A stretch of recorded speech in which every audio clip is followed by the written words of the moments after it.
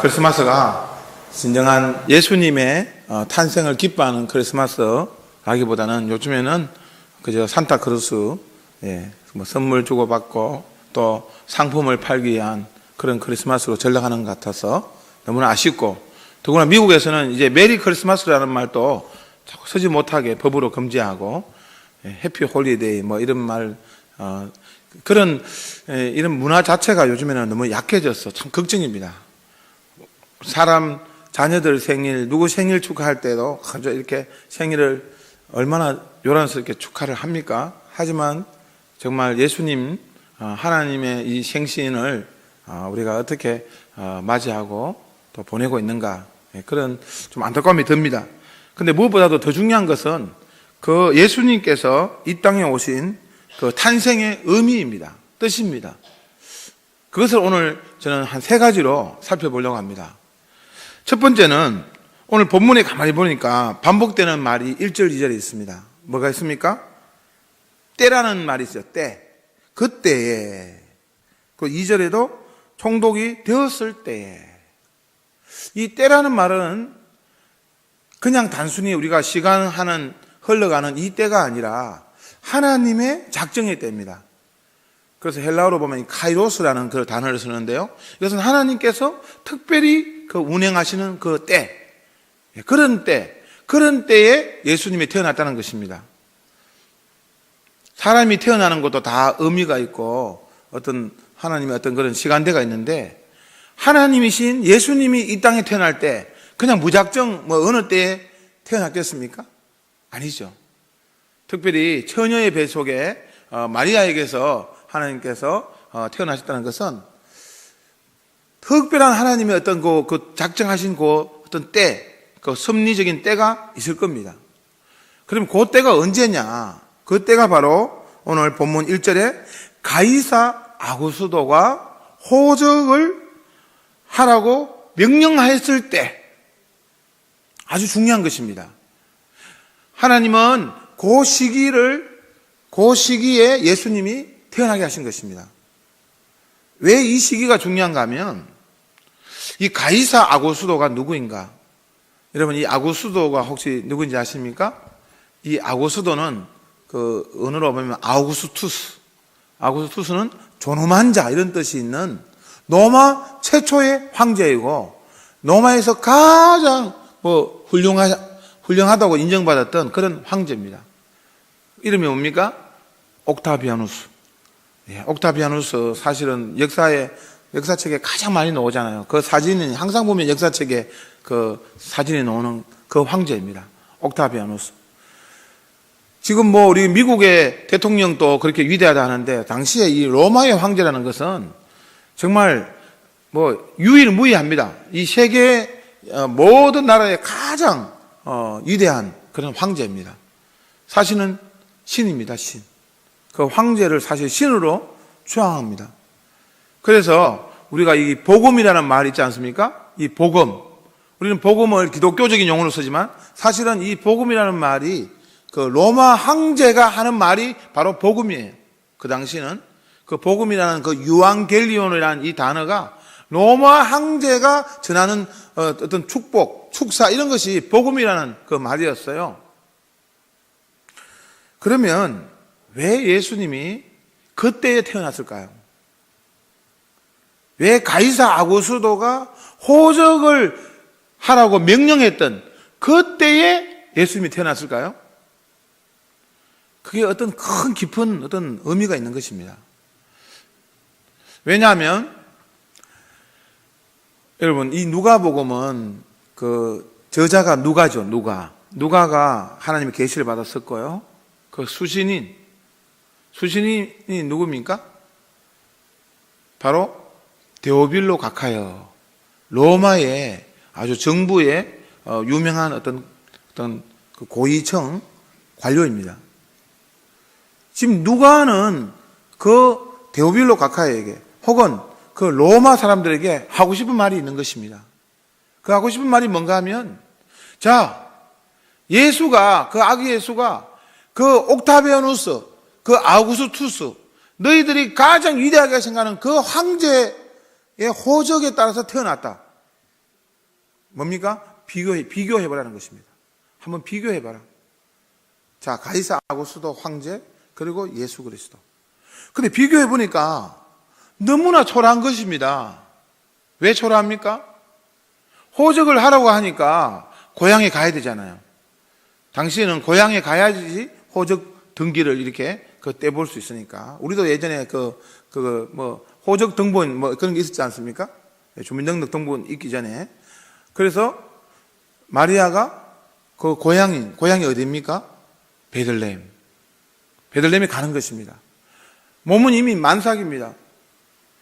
그냥 집에 있었으면 편안하게 예수를, 아기를 이렇게 놓을 수 있잖아요? 그런데 호적하러 가야 되니까 만삭을 이끌고, 우리가 영화 같은 데나 이렇게 선극 같은 데 보면 말을 타고 이렇게 가는 모습이 있는데, 많은 학자들이 실제로 말을 타지 못했을 것이다. 왜? 가난하기 때문에. 가난한 사람이 말을 타고 간다는 것은 당신은 이렇게 상상을 못하는 일이거든요. 그래서 아마 수많이 길을 걸으면서 마리아가 가는 것입니다. 가게 되었고, 또 진통이 오니까 이제 아기를 낳아야 되는데, 오늘 본문에 보면 7절에 보니까 이는 여관에 있을 곳이 없음이니라. 여러분들이 만약에 이제 어떻게 급하게 가서 이제 어떤 잠을 자게 되는데, 그 어떤 여관이나, 그런데 이렇게 잠을 자게 할 때 방이 없는 거예요. 그럼 어떻게 하겠습니까? 저 같으면 돈을 한 3배 정도, 더 주면 여간 주인 자기 자는 방이라도 내줄 것 같아요. 그죠? 근데 그만한 돈도 없었다는 거예요. 그리고 그만큼 신분적으로도 아주 그렇게 좀 사실 마리아 나이도 어렸고 또 몰골도 초라하고 그렇게 하니까 여관에 있을 곳이 없이 어떻게 됩니까? 소위 말하는 외양간, 말이라든지 양이라든지 그러니까 잠시 피하는 그런 곳에 아기를 낳게 되는 것입니다. 아기를 낳아야 되는데 아기가 어디에 눕혀야 되잖아요. 눕힐 곳이 없으니까 어디에 눕힙니까? 구유. 그러니까 먹이통 같은 게 있지 않습니까? 그 먹이통에 아기를 낳게 되는 거예요. 오늘 본문에 보면 12절에 보니까 강보에 사여 구유에 뉘어 있는 아기를 보라. 이것이 너에게 표적이다. 이 표적이라는 단어가 중요한 것입니다. 표적이라는 것은 뜻이 있다는 거예요. 이게 상징이라는 거예요. 이게 어떠한 우리가 제 자신을 여기 드러낼 때 제 자신 대신에 어떤 사인을 남기잖아요. 그런 것처럼 하나님의 어떠한 사인이 이 강보, 구유, 이것이 하나님의 표적이라는 것입니다. 사인인 것입니다. 강보가 무엇입니까? 포대기죠. 당시에는 이 포대기, 요즘도 그렇잖아요. 포대기 애기 놓을 때 다 준비하잖아요. 그래서 포대기가 당시에는 좋을수록 아주 그냥 좋은 신분 높은 아기인데, 이 당시 포대기 제대로 준비했겠습니까? 그냥 그리고 그 아기가 누워있는 구유. 우리는 보면 이게 성탄절 저는 장식한 것들 이렇게 많이 봐요. 어떻게 보면 성탄절에 이렇게 장식해서 아기 예수가 태어나는 장식물 보면요. 아주 그냥 좀 뭐랄까요? 좀 이렇게 멋지게 혹은 또 화려하게 혹은 또 뭔가 좀 평화롭게 이렇게 막 불빛을 이렇게 줘가지고 구유도 이렇게 장식도 하고 또 옆에 막 천군 천사가 막 찬송하고 축복받고 아니에요. 실제는 그게 아닙니다. 실제는 포대기도 초라하고 말먹이통 지저분하고 그는 어둠침침하고 그런 환경에서 아기 예수가 태어났어요. 비교하라는 것입니다. 지금 이 본문들은 황제의 그 이래하시는 호적 명령하고 그 아기 예수의 이 초라한 모습을 계속 비교하면서 보라는 것입니다. 그리고 재밌는 거는요, 여러분, 오늘 본문을 가만히 보면요. 우리는 보면 허다한 천군 천사가 나타나서 지극히 높은 곳에서는 하나님께 영광이요 땅에서는 기뻐하심을 입은 사람들이 평화로다. 그게 재밌는 거는 마리아가 태어나는 그곳에서 보여준 게 아니에요.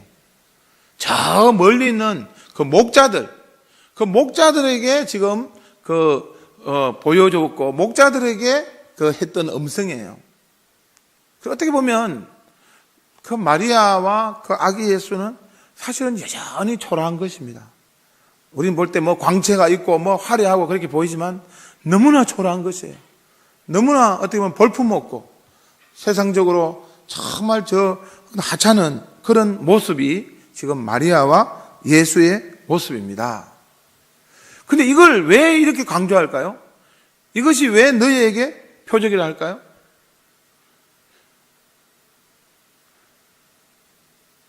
그러나 그 예수가 뭐예요?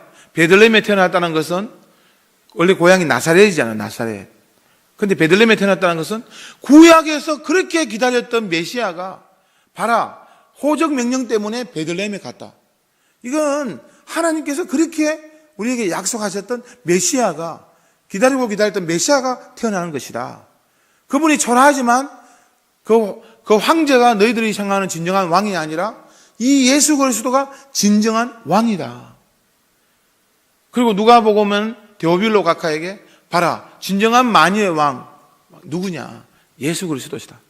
근데 그 예수 그리스도의 모습을 봐라. 너무나 초라하지. 이게 바로 진정한 왕의 삶의 모습이다. 왕이 이렇게 살아갔다. 이렇게 낳고 나서 먹이통에서 태어나셨고, 그리고 그분이 친히 우리의 먹이가 되어주셨고, 그렇잖아요 여러분. 예수님이 살과 피를 다 찢기면서 성찬식 할 때 내 살이요 내 피라, 이걸 우리를 먹여주셨다는 거예요. 살과 피를 우리에게 먹여주셨다는 거예요. 예수님이 먹이통에 태어나셔서 친히 우리에게 먹이가 되어주시고, 그것이 너에게 복음이다. 황제의 말이 복음이 아니라 그 아기 예수가 그렇게 낳고 낮은 모습으로 오시고, 또 그분이 어떻게 하셨어요? 세숫대야에 정말 무릎 꿇고 제자들 발을 씻기시고, 그게 진정한 황제의 왕의 모습이라는 거예요. 막 굴림하고 백마 타고 그런 것이 아니라 그 초라한 나귀를 타고 무릎 꿇고 제자들의 발을 씻겨주고, 그리고는 바로 우리를 위해서 진정으로 죽음을 마다하지 않고 십자가에 돌아가신 그 예수 그리스도가 진정한 왕이시다. 그러면 이것이 우리에게 어떤 표적이 됩니까? 우리가 힘들 때요, 우리가 낙심될 때, 우리가 실패했을 때, 우리가 힘들 때, 이 구유의 먹이통에 있는 그 아기 예수가 우리에게 표적이 되는 거예요. 얼마나 위로가 되겠습니까? 여러분, 그래서 성탄절은 12월 25일이 특별한 날이 아니에요. 사실 예수님이 12월 25일에 정식으로 태어난 것도 저는 아닌 것 같습니다.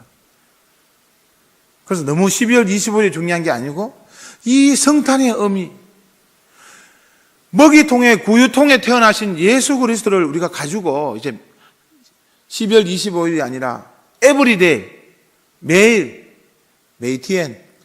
우리는 그 예수님을 모시고 살아가신다는 거예요. 모시고 살아간다는 것이 무슨 의미입니까? 이 구유통을 가지고 가는 거예요. 구유통.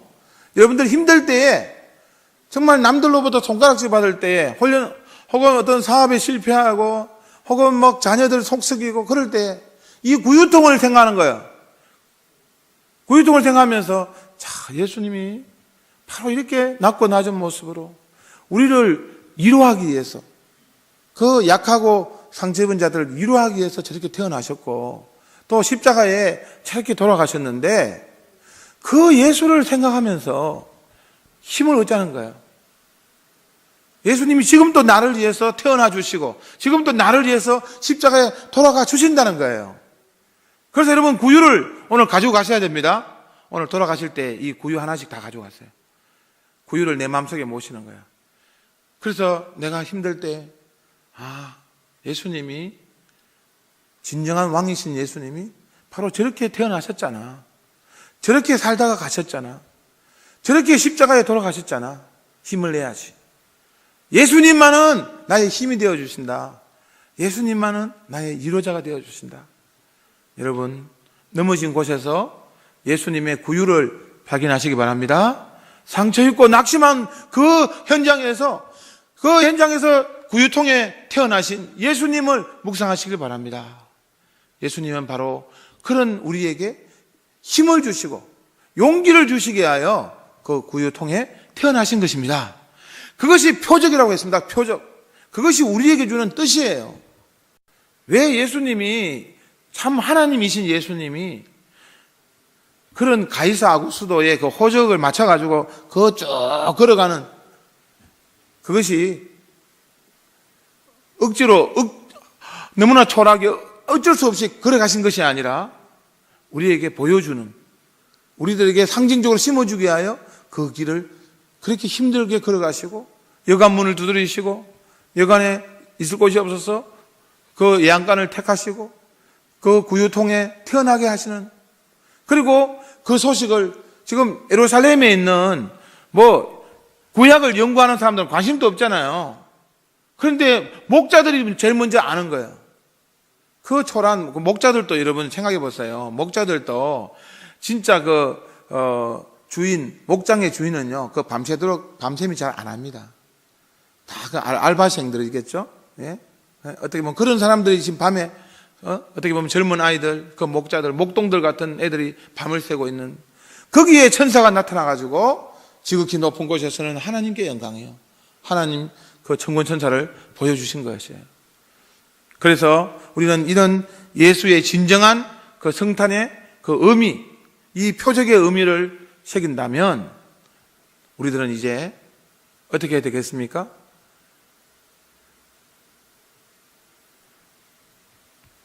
힘들고 어려울 때마다, 낙심될 때마다, 삶이 지치고 포기하고 싶을 때마다, 때로는 누구에게도 하소연하지 못할 때, 정말 누구에게도 내가 이 고민을 말하지 못할 바로 그 현장에, 그 장소에, 그 시간에, 그 어둡고 적막한 가운데 우리는 그 아기 예수의 그 구유를 기억하면서, 주님께서 나에게 힘을 주시기 위해서 주님은 나에게 말씀해 주시고 친구가 되어주시고 보혜사 이로자가 되어주시고 나에게 능력과 용기를 주시는 분이시구나, 힘을 얻을 수가 있습니다. 힘을 내시길 바랍니다. 힘을 내셔야 합니다. 그것이 성탄의 의미예요. 12월 25일 성탄, 그냥 성탄절이 아니라 항상 성탄절이 되어야 된다는 바로 그 의미인 것입니다. 그래서 우리 십자가는 저 화려한 이 교회당 꼭대기에 있는 것이 아니라 저 깊숙하게 어두운 그 지하실에 십자가가 필요한 것입니다. 십자가를 붙드시길 바랍니다. 성탄의 표적입니다. 그리고 우리는 이 표적의 의미대로 우리는 이제 사람들에게 겸손해지셔야 되는 것입니다. 하나님이 이렇게 초라하게 이렇게 낮고 낮은 모습으로 오셨는데 친히 수건을 두르시고 세수대야에 제자들의 발을, 12명이나 되는 그 발을 다 씻겨주신 예수님이잖아요. 우리는 적어도 산부인과나 집에서 태어나지만 그 말먹이통에 그 초라하게 태어나신 그 하나님을 생각할 때 우리는 이 성탄절에 참 옷깃을 여미고 겸손하게 스스로 낮아지기를 자청하시고 스스로 사람들을 높이시고 나는 아무것도 아니다. 포대기에 태어나신 예수님, 그 연약한 포대기에 태어나신 예수님을 생각하면서 나도 연약한 포대기와 같은 존재 아니냐. 제가 늘 하는 말이 있어요. 요즘에 어떤 그 자존심 상할 때 보자 하니까 누가 보자기냐 아니냐 막 그런 말 한다고. 그때 여러분들은 나는 보자기입니다 이렇게 선포하라고요. 예수님도 포대기, 그 구유통 포대기, 그 더러운 구유 포대기에 태어났는데 우리는 그런 포대기예요. 그런 보자기라는 것입니다. 그렇게 자기를 늘 낮추고 겸손하게 남을 돌아보고 이웃을 돌아보고 약한 자를 돌아보고, 그것이 바로 오늘 이 성탄의 표적의 의미인 것입니다.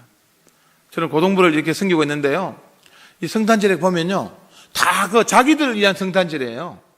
보면 학생들이 그냥 선물도 보면 저거 자기들 좋은 대로 막 받고, 좀 이상하잖아요. 아니 예수님 탄생을 축하하는데 예수님께 드려야지.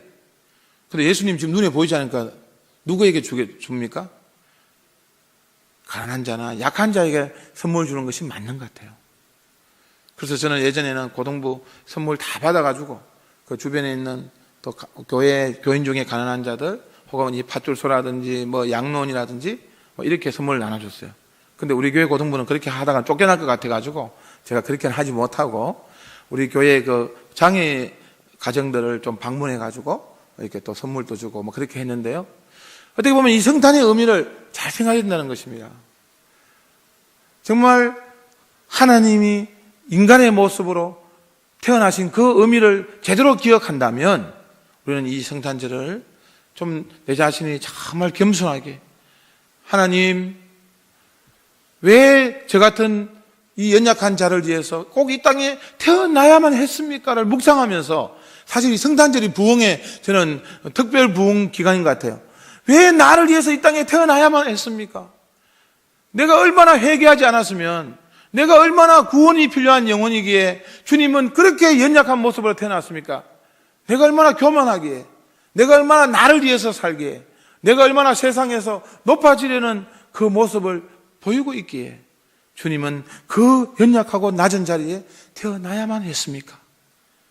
그리고 왜 십자가 길을 가야만 했습니까? 이것을 묵상하면서 성탄절을 보내시고 성탄의 진정한 이 표적 대신 예수님을 높여드리는 그러한 삶이 되시기를 주의 이름으로 축원합니다.